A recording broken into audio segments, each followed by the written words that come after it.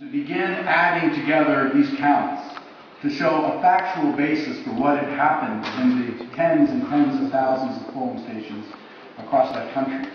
And when NDI went first as our very first international observation, and we came to know Namfrel and came to see the credibility of Namfrel, we stood with them and knew that they were showing the facts were very different than what was being said by the authorities.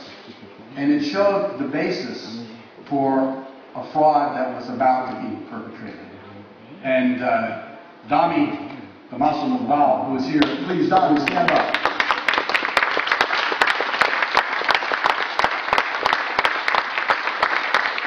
Dami is one of those 1,000 people, and many of you know Dami from coming to your country.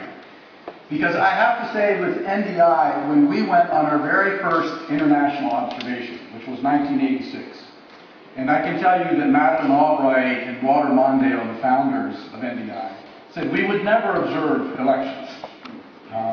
But we were convinced to go to the Philippines because of the importance of it.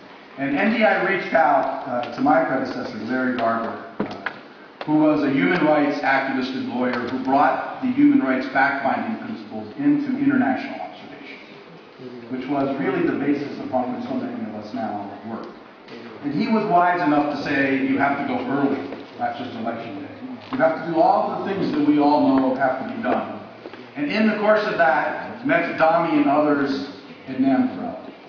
And out of that came an experience that was a lesson for NDI, before my time, so I take no credit.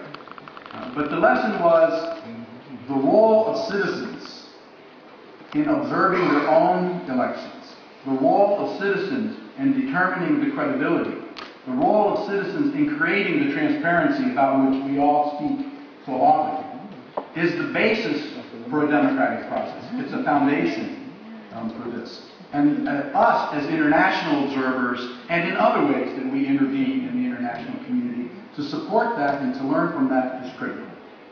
And so I would offer, Mr. Amadou, rather than saying domestic observers, which of course is to distinguish from international observers, we would offer citizen observation.